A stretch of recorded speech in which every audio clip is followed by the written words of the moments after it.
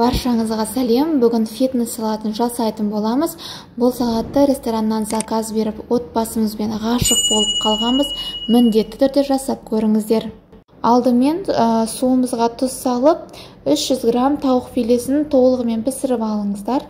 Бізге керек заттар: қияр, сарымсақ, салат жапырағы, руккола, шпинат, кисло-сладкий соус.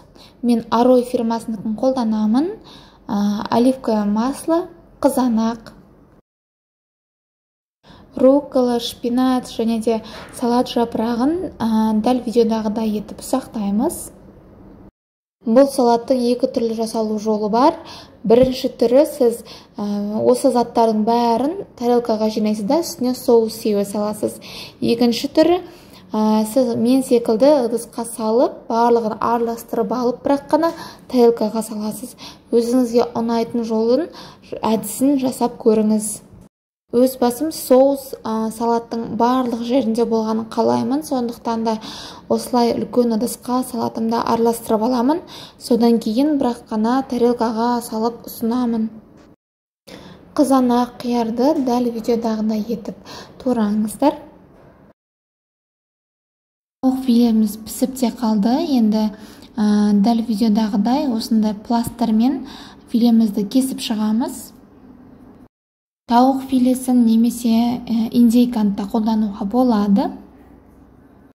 Соусына мен 3 үлкен қасық кисло-сладкий соус және де 3 үлкен қасық зәйтүн майын қосамын. Дайын болған соусымыздың жартысын салатқа, ал жартысын осы тауық филесіне екі шетінен жағып аламыз. Салатымызды толығымен араластырып аламыз. Енді салатымызды дәл видеодағыдай етіп жайғастырып, әдемілеп шығамыз өздеріңіздің қалауларыңызша. Бұл түрін мен рестораннан көрген болатынмын. Тура солай етіп жасадым. Дәл осы рецептпен орташа деңгейдегі 2 тарелка салатыңыз дайын болады. Соңына үстіне кунжут немесе осылай мен секілді чия семенасын сеуіп қойсаңыздар болады. Осымен біздің фитнес атты салатымыз дайын. Міндетті түрде жасап көріңіздер, тәбет ашады және де өте жеңіл салаттардың бірі.